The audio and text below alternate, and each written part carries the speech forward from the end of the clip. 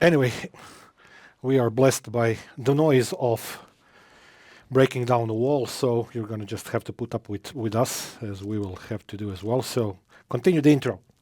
Stop being lazy. Come on. No. Let's start from the beginning. Hello. What is the topic today? No, I'm trying to get laid off.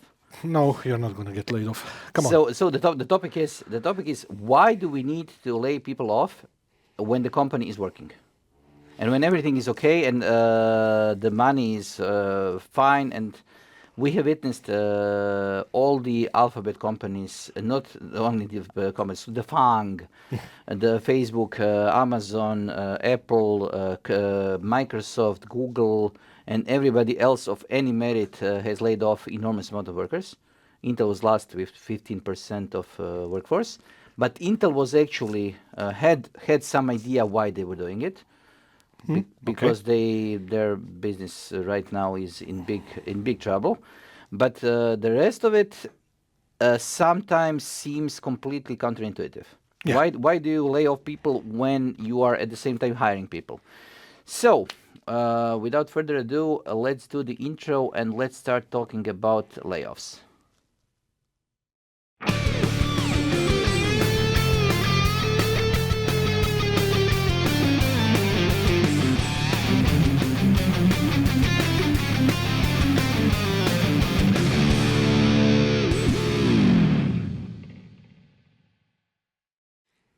Tech layoffs are not fun. Okay, let's talk about two things. First, why is it always, and this is inherent because of the capitalism, why do we always have to have growth in a company? Even if the company is unable to grow. For example, a company is producing, I don't know, pens, and you saturate the market. There is no way for you to produce more pens. Why do you then have to create another set of pens and another set of something? Because otherwise you're going to lose your stock, or you're going to lose the value on the market. You're asking me to explain that? No, this Can I go full bore? Yes, but let me ask you another question. Why is it also completely okay for the company to function without any problems, to have healthy cash flow, and then to both lay off people And hire at the same time. in huge numbers, and then hire at the same time hire people in huge numbers? Okay. I can understand when the problem was people hiring due to COVID and due to work from home, and then they decided that they are not going to be needing that much people because one of the reasons was that the productivity stayed the same, and the other was that big companies like Google, Microsoft, and so on completely overestimated the need for the people who are going to be running the cloud. But this is another topic. Okay, let's start with the first one. Yes. I think I can give a semi-competent answer to that one because I've been reading a lot of economic data related to, let's say, world's economy from the past 40-ish years or so. And we also were blessed, both you and I, to be born, I would say, at the best possible age, to live through the 80s and the 90s, computer boom, music boom, MP3, internet, all of these things that people now take for granted. And generally speaking, if you were to try to find the answer to the question why, as you correctly pointed out, it's all about we have to go, we have to earn more, we have to do this and that. The reason for that stems from the fact that corporate entities, somewhere along the lines of, let's say, 80s to the tail end of the 80s, restructured their strategic goals to maximize shareholder value. That's it. Out of that comes everything else, because shareholder value in terms of the money they get and profits from stock, that means that if your primary goal is to have shareholders earn more money for the increase of the stock value as dividends and whatnot, that means that the stock prices have to be constantly on the up, which for the most part, unless you discount it to, let's say, 2 or 3 smaller and major economic downturns that happened during those 40 years, for the most part, it's being very true, because the stock market right now is probably at the all-time high or very close to it. Yes, but what I'm missing is the... Wait, yes. I'm not done. There's more. when you refocus to only like blindly go after this shareholder value, that means that other stakeholders get left behind. And other stakeholders include people working for you for the most part as well. And then there's also the wider community that revolves around both the people that you employ and also around the community where the company is placed, where it's located, the offices, the buildings and whatnot. Because oftentimes in the 70s, in the 80s, the location where big corporate entities were situated were basically like the seeds of economic growth for the overall economy around them, not necessarily just for themselves. Okay. And the second part of that is related to societal things that were happening on the side, because the laws that were managing profits and corporate taxes and whatnot were much different back then. Corporate taxes were much higher than they are today, and corporate entities were looking for innovative ways, just like they do today, to lower their taxes as much as possible, effective taxes. But they were investing in local infrastructure, into schools, into universities and whatnot, which they still do today, maybe not to the same relative amount when you count the growth of the economy over that time period and inflation. That's the reason why. I think that one of the things that we need to take into account are okay. Some of the reasons that we need to take into account. First, I was reading an article on NPR, and they were mentioning something called the herding effect. Basically, how they described it is that the layoffs seem to help the stock prices. Yes. So everybody is doing it because it helps the stock prices. And the thing is that for some reason or the other, which is something that I cannot comprehend, because obviously I don't have the investor mentality, Okay. is why, if I invest my money in a company that is doing well, why is it better when this company is laying off people, regardless of what the company is actually doing? I don't care how much people a company has when it's doing well. So laying off people for me is counterintuitive, because a company could be doing even better with the workforce that is stimulated to work better.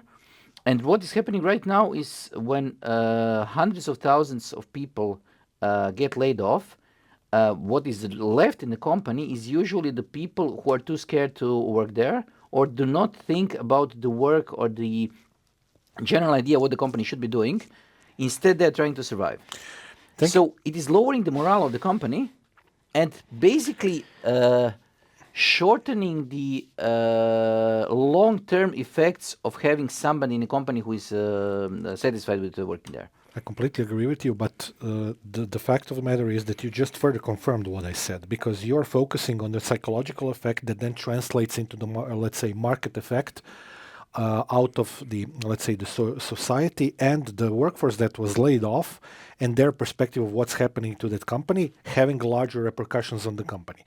But the problem of the matter is that, again, during the times that I was discussing, 70s and the tail end, 70s, 80s, especially the tail end of 80s, the capitalistic approach to handling the corporate entities switched to being about stockholder value, not the shareholder value, basically, without having the unnecessary burden of looking after people, because people are just numbers.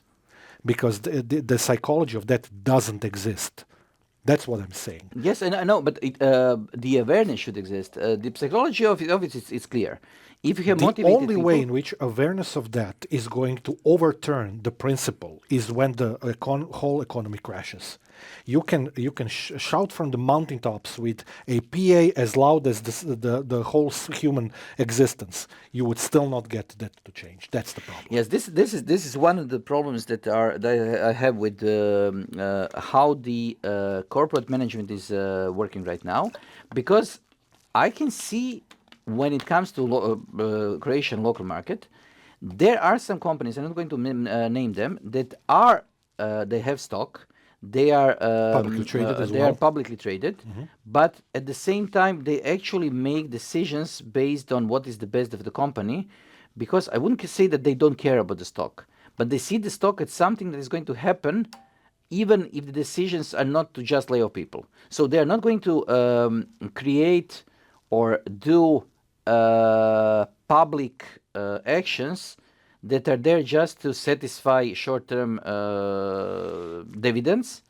Instead, they try to maximize the future of the company. And I think this is the way to go. Can I interject something that's Yes. going to probably make you laugh a little bit? Okay. Minus the publicly traded part. You're working for a company like that. I am not going to discuss No, politics, I will. and No, no, I'm it's not not going politics. to discuss. I'm No, not no, going no, to no. discuss the company that I'm working for. Yes, you will, because I will. Because that's exactly what happened to us. During the COVID era, if you remember, we all got together, huddled together in a, like just like sports people, everybody employed by the company, decided that we are all going to take a pay cut so that we don't have to lay off anybody. So we went against the market grain completely in the opposite direction. We did lay off people later, but those were not layoffs. Those were by far and away mostly people who are here on temporary contracts. So those are not layoffs when the project's finished, because you hire temp workers to handle project for the time period that the project lasts, which is, I think, completely different still to actually showing people on the street, which is what our current episode is about. So yeah, I still stand by my assessment of that, because that tends to be true, whatever you say. He's sometimes sarcastic about the workplace that we work in, although he likes working here. Whatever the grumbles he leaves, he states. Anyways, Anyways. I didn't want to go into too much details, because this made sense and it makes sense right now. Yes. But if this were a company that is publicly traded, Yeah. in the United States, Yes. We would probably go, I wouldn't say under, but we would have big problems with the stock prices. Because whenever any company doesn't cut the workforce, but instead cuts the salaries or compensations, because now we don't use the word salary anymore, it's cancelled. Yes, we do. No, we don't. Yes, we do. Compensation. So if you cut the compensation, if you don't cut the workforce, it means that your company is going to lose money because you didn't become lean. So I Lean and efficient. Yes, I want to use all the corporate talk. So Please do as much as you can. Yes, your company is not lean enough, so it is going to show in your balance sheet, because your stock price is going down, and this is a problem. The problem is the stock market itself.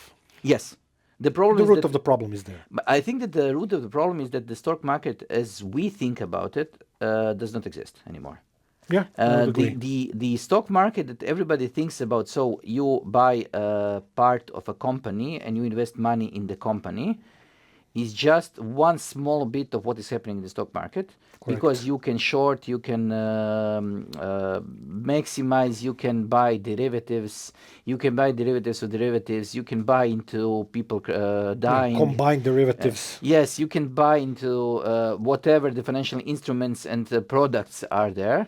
Let's not go into Glass-Steagall Act and stuff like that. Yes, but the thing is that when this happened, actually the idea of corporate shareholder broke. Because you are no longer investing in a company. You are investing in something that needs to get that has to give you a big return in a short amount of time. That's called capitalism. Okay, but if you walked into a certain place that handles stuff that you can do that on everyday basis with, what's that called? I have no idea. That's called gambling. Yes, but what they are trying to do is they expect the people in the casino to behave in a certain way. Yes, most of them lose. Some of them earn some money, but for the most part, house wins. Please tell me that doesn't explain the stock market. This is one of the reasons why I believe that the reason why the Bitcoin and the crypto market exists is to make the normal stock market look good. So is this a conspiracy theory, or you have legit? No, I have a slow lean. I'm slightly leaning towards we are letting the crypto market to be as mad as it is, and completely with completely no regard to reality, financial Okay. reality, and everything else, because this actually makes the normal stock market, which went off the rails a couple of decades ago, look good, because it's regulated. It has people. It has people in ties. And So and and this is coming from a person who actually owns stock, just so you know. yes, I also own Can some you see crypto. this name here? Yes. Can you see the Yes. acronym? Okay. I have a situation right now. One of the unnamed persons working for a certain bank here in Croatia is constantly calling me if I want to invest some money because they realize that I have a little bit of savings. So why should that just sit on my account? The morality of what I just said, let's leave that out for a second. And checking through the stocks that they offered me, I actually decided that I'm probably going to make some investment, just not in the stocks that they are recommending. Okay. Okay. But so basically, the stock market here in Croatia is a joke, for the most part. Okay. So the but I'm leaning towards not investing in stocks. Okay. Me too. Because I think that investing in stocks is the thing that you do after you have your savings done. You have already invested in other things that are going to be more stable, and then you have money to gamble. And investing in stocks is for me is the thing that they always tell you. You invest only the money that you are willing to lose. Yeah, And I right agree. now, I'm not willing to lose money, so I'm not going to invest into I stocks. agree with all that you said, but I have another layer of why I'm not usually investing in anything.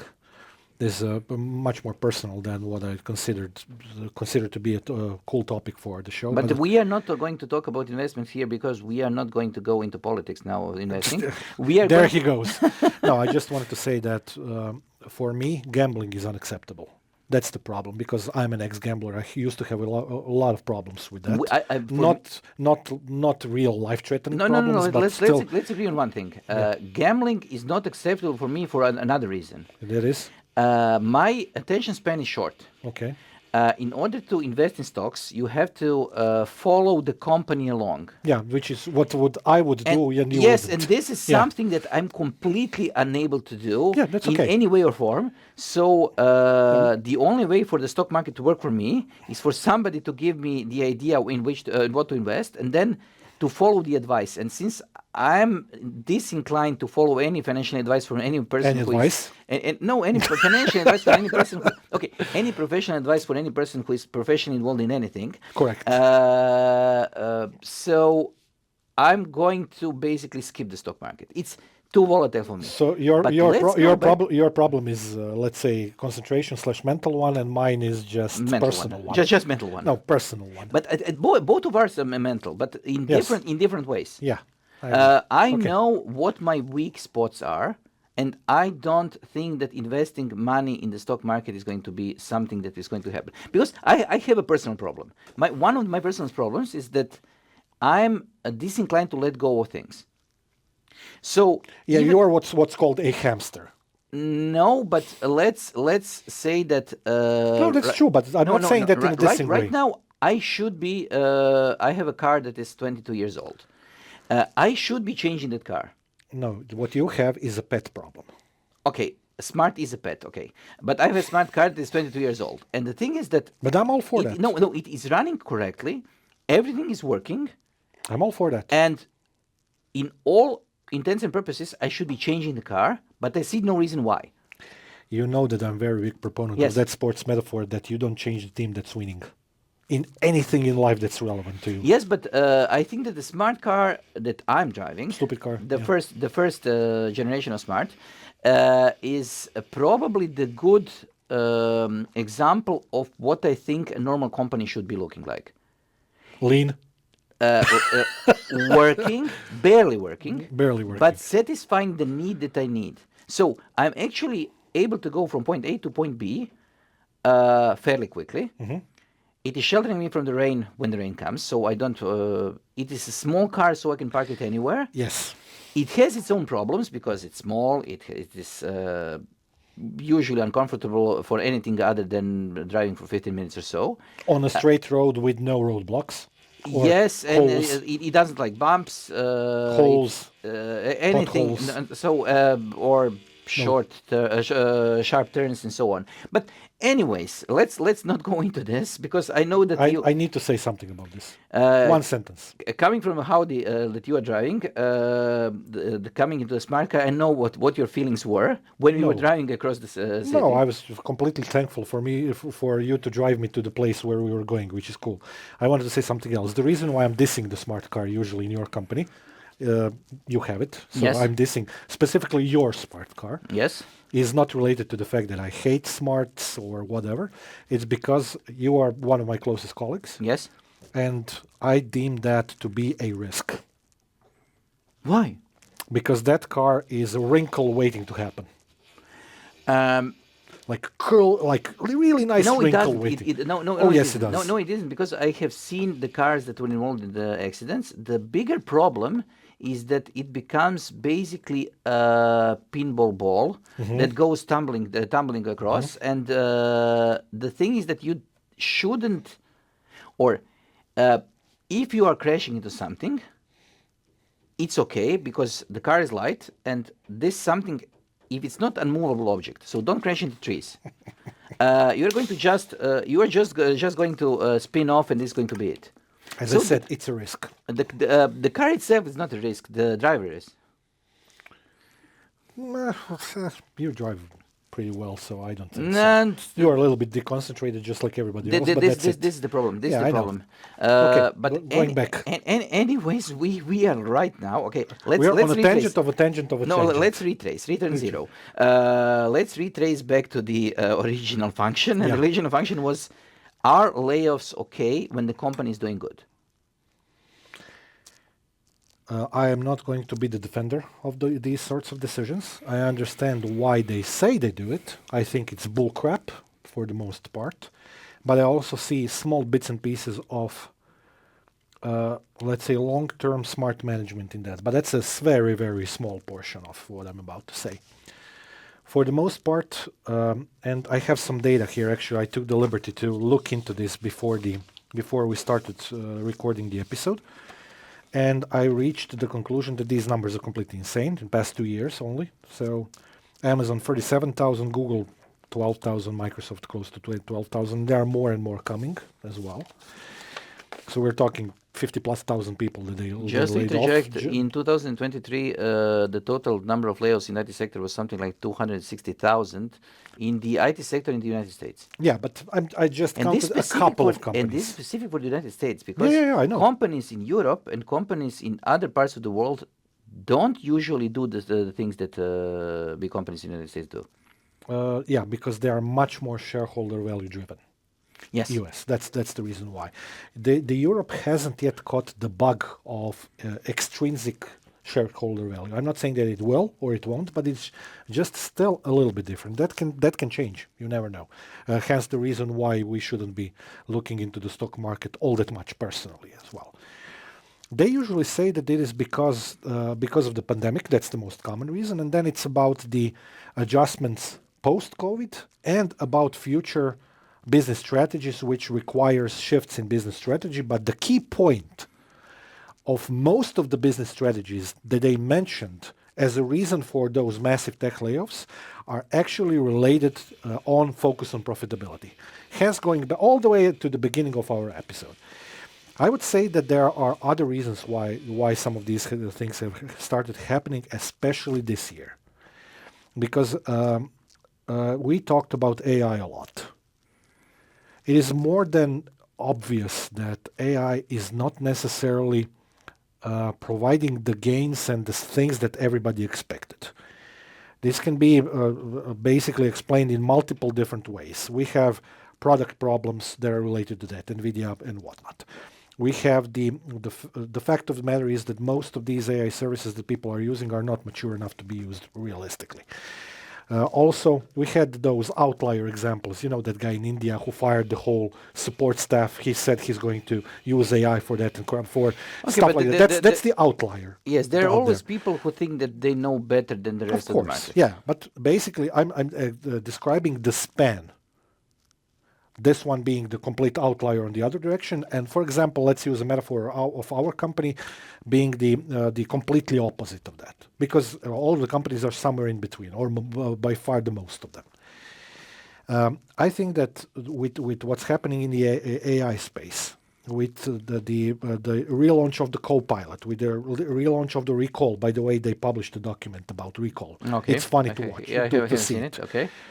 With the fact that corporate entities and cloud providers are trying to buy massive amounts of GPUs for that and other accelerated methodologies, that they are not available, which is rising the prices, while AI is not delivering on the promised premise, is also something that's a part of the focus on the profitability story, because in that sector, I don't think that that part of the IT sector, I don't think that the profitability is going to be anywhere close to what they have proclaimed to their shareholders it's going to be. Therefore, they are basically pulling the funds from other parts of the company, which by definition, at least a portion of that needs to be extracted from the workers, which is crazy. This is basically, and I know that you're going to agree on this wording that I'm going to say, this is called mismanagement. I think that the biggest mismanagement is trying to. I'm going to go back to the Mythical Man Month, the book that was written in the 70s about the development of IBM 360. And I'm going to quote the name of one of the chapters. There is no silver bullet.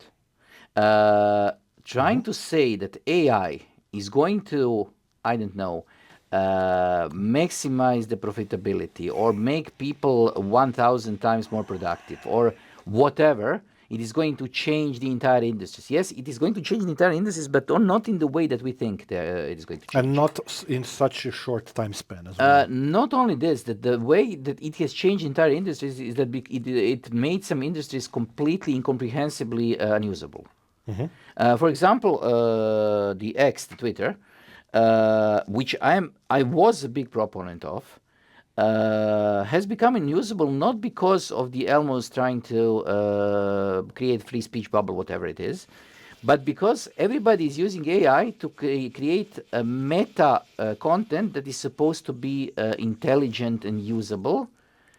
And suddenly it is overflowing with created content that makes absolutely no sense. Useless information. So for a social network that is intended to be a place where people could actually talk to each other and communicate something, suddenly you have a huge amount of new content. But the content Bots is not, or content? the content is created by bots. Okay. But it's content. Okay. In the same way that you can say that you don't have enough drinking water in a city, so you are going to bust the dam on the river that is going through the city and flood all the city streets, in order for people to get more water. This is the problem. The AI is not a solution. It is usually right now part of the problem. And one of the problems is, why did you hire all those people that you are suddenly letting off? And what was your strategy before the AI? Why is everybody just dumping all the strategy that they had and say, okay, we need to go the AI, all the way through the AI? Well, for example, let me do something. This laptop that you have, it's an ARM-based Windows laptop. I think this is an amazing piece of hardware and computer architecture. It would be an amazing piece of hardware even without the AI. AI is a nice thing to have, completely implemented in a completely wrong way. But I think that the problem is that this is a good piece of hardware that can work on its own. It is going to create value on its own without the AI sticker on it. Okay, let me explain. That's a very good metaphor, and I can explain this by using it as a metaphor. That's very good, or analogy. So the reason why I bought this is definitely not AI, but most people will. Or a lot of people will buy it because it has the... Hence the idiotic name Copilot PC. Yeah, that's okay. I don't care. Whatever. Without working Copilot. Yeah. That's cool. That's cool. Basically, we have two situations here for the people who are buying it. They are either buying it because all the things that you just said, or they're buying it with an eye on the future being Copilot PC. Because currently that is the platform to That is the only platform, because this is the only platform that has the NPU. Yeah, NPU. the necessary hardware to support the AI that Microsoft thinks that is going to work. Okay, and from my perspective, I didn't buy it for any of those reasons, actually. I don't care about AI all that much because it's completely useless in most of the work that I do. There are some bits and pieces where it's useful, but not a lot. I could have bought any other laptop in terms of amazing hardware, battery life. I could have bought a MacBook or Yes. whatever. I specifically chose this one because after a very, very, very long time, and I'm talking 20 years probably, Yes. close to that since the exit from the media industry, I have never been at the, let's say at the forefront of technology in terms of new technology coming out. I want to gain experience using it as much as possible at the beginning of the life cycle. So Just basically, like this is your Windows 11. no, This is the reason this why I is like installed no, no. Windows This 11. is this is my second incarnation of Linux. Okay, but this is for what was Windows 11 for me. I wanted to see what Oh, for what you, the sorry, stuff my what bad. the stuff was what the stuff about Windows 11 was about. I didn't care of switching the operating system. It didn't make any sense for me to make the switch. But I wanted to see what it how it behaves on a day-to-day basis when I need to work on it. So the reason why you bought this one is first you need to have the bleeding creaking edge of the development For fun, for child in me, for yes. the child in you. And this actually is a very, very, very promising piece of hardware. There is actually a part of the small child in me process which is absolutely rational. Because when I was buying this, I checked everything there is to check about this laptop compared to the others without Copilot Plus PC being a part of the equation. This has fantastic screen. It has HDR. It has fantastic battery. It has a terabyte of SSD, and it has 42 gigabytes of memory for a price that is €1,000 less than the comparable Yes, yes, I know. x86. So I did the calculation based on that in terms of the whether or not I'm going to give the money away for it. So it wasn't just a pet project type of situation. Which I'm lucky to be in because I could buy this as a pet project and not really, suffer all that much, which is cool. But still, I had various reasons why I wanted to buy this, and this is just one of them. Okay, who's bugging you? No. I just got a notification that my some payment was declined. So I was completely faced with why. But I know why. The thing is that. Counting on this, No. to change. I want to make a bigger point. People who created this laptop were not AI driven. Okay, The AI, so the added value of AI and the Copilot branding should and be so sugar on on top. is sugar on top. But it should be just another sticker, as the sticker was for example, vPro. It was hugely influential and immensely important technology, Still is. but nobody would buy a laptop for a home user based on vPro Agreed. sticker. Sticker, yeah. So basically, it makes sense for a given set of people or a given environment, but it doesn't make sense for everybody. Okay. And I think that Microsoft did wrong when they decided that this is going to be the branding. So Copilot PC, Plus the PC, branding, yeah. okay, the Copilot PC, whatever was the branding. Plus PC. But Copilot Plus PC, sorry. Yeah. So I'm not sensitive on it, just for correctness. So Nothing basically, else. what we are saying is Copilot plus personal computer, and we know that personal computer, Amiga was a personal computer. So C64 was a personal yes, computer. so we are just talking about branding, but the thing is that this product was created by people who didn't bother to do the AI. The AI was a nice thing to have. It was implemented in the chip, but the driving force behind this wasn't the AI. Yeah, it was the laptop itself. Yes, because this was most of it was designed before the AI came out.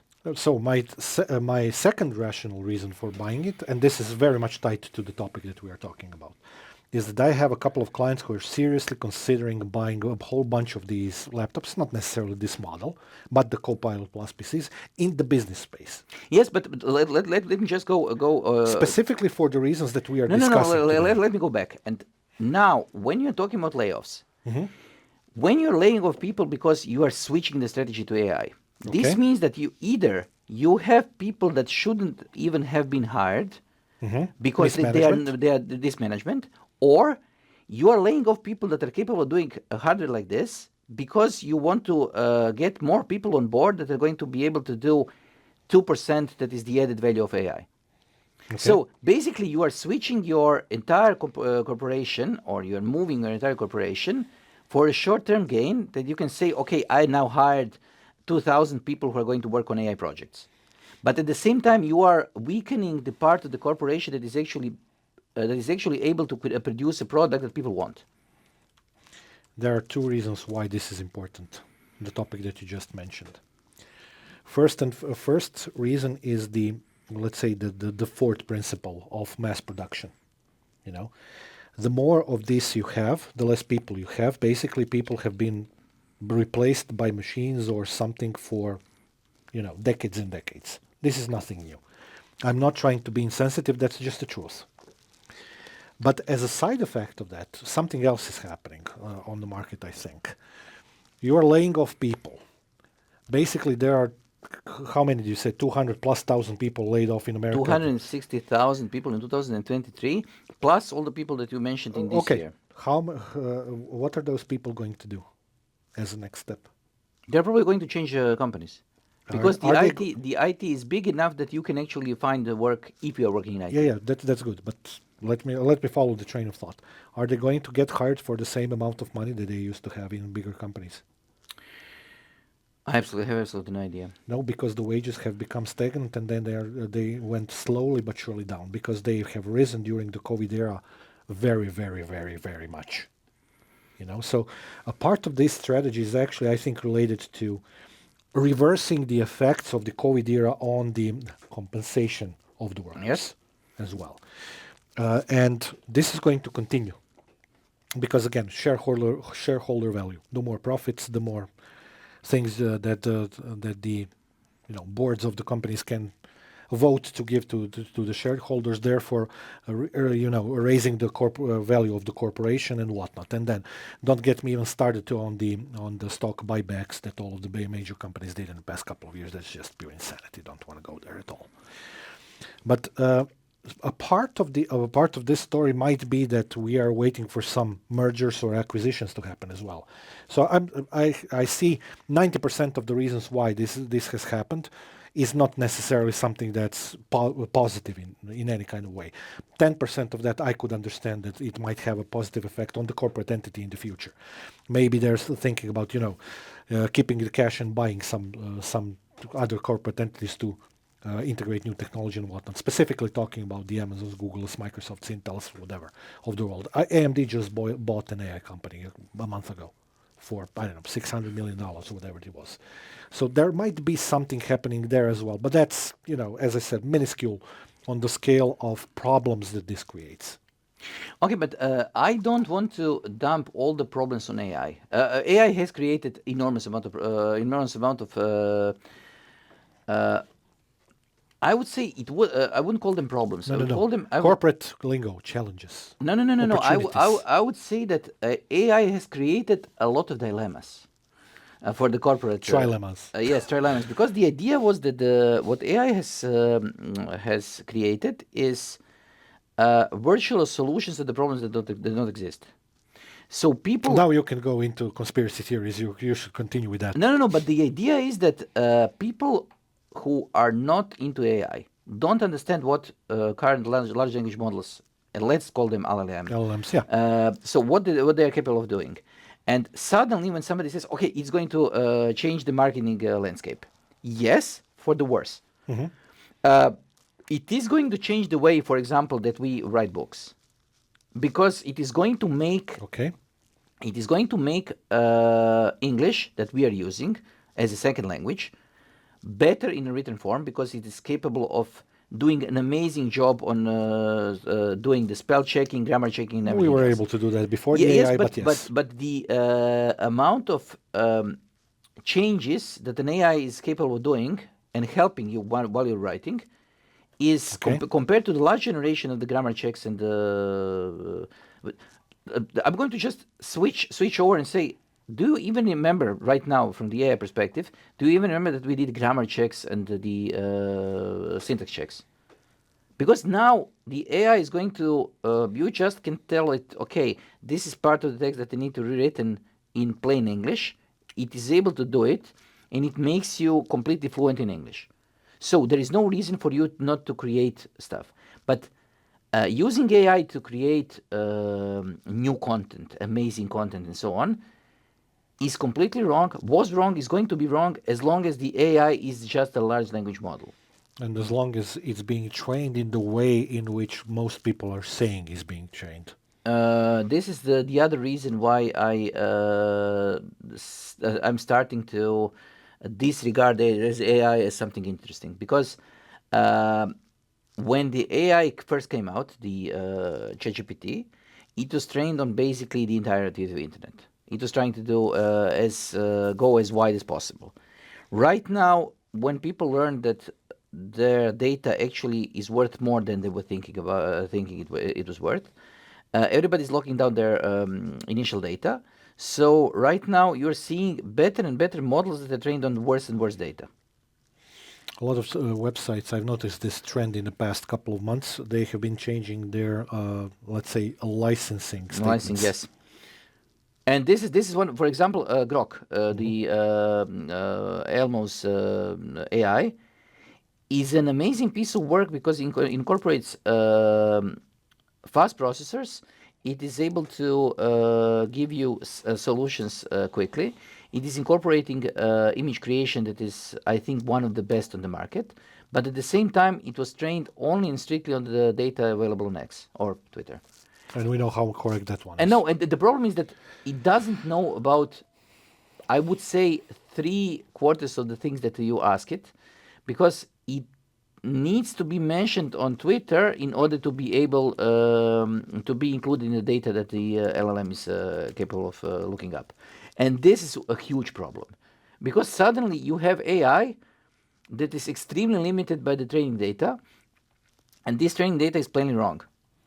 But I digress. The thing is that let's go back to laying off people. I'm still not completely sure, because I have my opinions. My opinion is that people shouldn't be laid off based on any stock market outlook or whatever. People should be laid off or hired based on merit and the business needs. As long as the meritocracy is not the only method of selection of everything that you just said, there will be issues like this. Yes, I know. I know. Okay, you can include the fitting into the team as part of the merit. Absolutely. But the thing is that I need to add something you don't know about this. One of our former students, who is doing some programming work for me for PhD. okay, So he's switching companies, and his new company contacted me because he listed me as a reference. yes, I had a very nice chat with the guy. He lives in Singapore, working as a hiring agent for that company last week. We talked for 45 minutes. And he specifically asked me to a great detail how would I describe our ex-students' capability to work in a team. yes. And I know that this is a standard question that almost everybody asks, where you're hiring somebody to work inside a team. So that's a completely normal thing. I think it's one of the most important skills that should always be asked about during the hiring process. Yes, but the thing is that I think the people are usually treating it like the same as when you are asked if you are capable of using Office. Everybody is capable of using Office. When you ask somebody, are you going to be part of the team? Yes. Everybody is capable of working in a team. No, they are not. While in the reality, most of them are not. Yeah. Agreed. But as I said, the hiring and layoff process should be completely independent of the financial Stock part of the stock parts of the financials of the company. I'm not talking about the profits and the losses and everything Yes, else. no. Because This is normal. because being hired on merit and business needs actually requires you to be able to define the business needs. And now we are coming to the most important thing. Yes. Do you think that management that is making those decisions is basically trying to cover up for the for them being unable to define the long-term goals and the long-term vision of the company, and that they are instead focusing on short-term gains by hiring people, letting people go, and just influencing the stock market in short term, so that they can actually buy time and say, okay, I'm going to be here for the next 2 years. I'm going to get my bonuses and then go home. That's exactly that. And there's another reason why that's happening. I think that bonuses and the compensation packages of the CEOs is a large part of it that needs to be significantly changed. There is no reason, there is no moral in a CEO of a company getting millions and millions of dollars of bonuses while he's laying off workers, or while any kind of nasty situation with the company is happening, which is making it unable to exist. And there are multiple examples playing out in front of our eyes right now on the Yes, market. because when they are hired, usually the managers are able to define their own KPIs, so that they are actually able to satisfy the KPIs that are required for the bonus to be paid Yeah. out, and at the same time, And then they reach it just yes, so that the next time that the new KPI is created, it is just a little bit higher than that. yes, I know, but You see it all over the place, in sales especially. in sales, especially specifically, I have seen it also used against companies. Yeah. Because the KPIs that were defined in such a way that the bonus was extremely high, but the KPI was completely unmanageable and impossible to satisfy. And what happened was that the company that was trying to fulfill the KPI was based exclusively based on the KPI. So they were basically doing the work for free, unless they met the KPI, and the KPI was impossible to meet. And we know a lot of examples of the opposite. Yes. So the thing is that let's wrap this thing up. Let's No, say no, no, no. We have one more big no, topic no, but to cover. I'm going to wrap this thing up until now. I think that the laying people off and hiring them is part of the corporate greed, and not part of the normal business process. If they are doing that in tens of thousands, like they're doing it for the And past couple of and years, yes, this is the other thing. en masse. No. But the other thing is that once you start firing people based on the percentage, you have a problem. Yeah. Because you cannot say that all across the company, 10% of everybody in every part of the company is needs to be laid off because they are a surplus. Yeah. This means that you have created a company that doesn't make any sense. I would add to go towards the, let's say, normal reasons why these things happen. And again, they are minuscule on a scale on most of the layoffs that we have been discussing today. But currently, there are a couple of valid reasons why this trend might continue for the foreseeable future. Currently, right now, in the moment that we are discussing. Because there are data-based, completely rational expectations that we are going to have a big recession very soon. There are real life data that kind of supports that. I'm not exactly 100% sure. I'm not an economic analyst, but I read about it, and when you connect some of the dots, it seems reasonable to expect. The global economy is definitely slowing down. That much is obvious from the data. And a lot of people, including companies as well, are definitely in fear of a big recession coming, which might happen very soon. Usually the people who have the most gain out of recession are again the people who are already very rich. That's what happens because they start buying even more stuff for less amount of money, therefore enriching themselves even more. So if the expectation of a recession, which a lot of people are saying is going to happen, is a part of the reason why you're laying off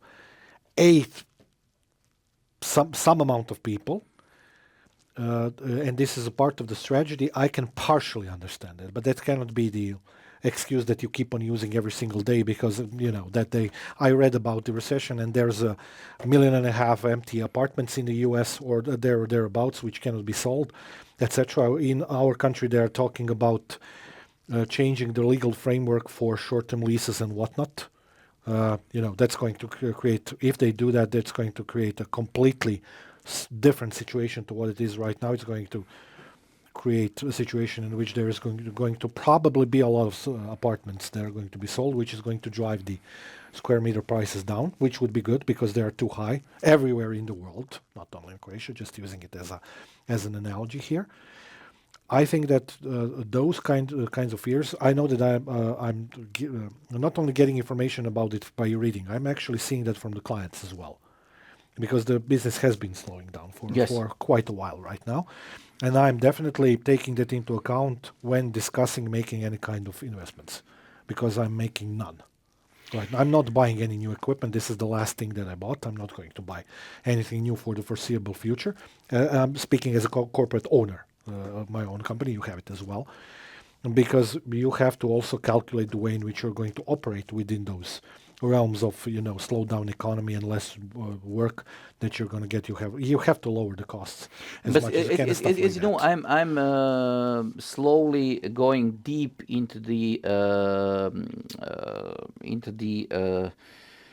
reusable servers, usable hardware, and usable computers as such. So I completely understand that this part of the equation is going to be entirely different in the next couple of years. I know that right now we have come to a point where actually the refurbished computers and refurbished laptops and refurbished hardware as such is actually available at the same time as so you can actually buy refurbished part at the same time as you can buy the same part on the full retail price, because the refurbished laptops have started to appear on the market that are current models. So you can actually buy refurbished models of the current models, and you can actually buy the laptops that are 3 or 4 times cheaper than the price of the tablet. That's a good way of making sure that you are still equipped well enough while saving money. Yes, I'm going to show the next time I'm going to be using the laptop that I bought. It had a slight dent. This was the reason for the sale, but I got it for quarter of the price. And the thing is that it's a current model. When you said the 32 gigabytes of RAM, it has 30 gigabytes of RAM. It has a half terabyte of storage. It's an AMD. It's a Ryzen, but that actually works. So this part of the equation, so the market slowing down, I understand. But the reason why this part of the market is slowing down, because the production of new equipment is ramping up so quickly, and that the obsolescence of the equipment is not keeping up. So suddenly the equipment that is produced right now is able to be working for the next 5 or 6 years, but people tend to say, okay, we need to exchange it in 1 year or 2 years.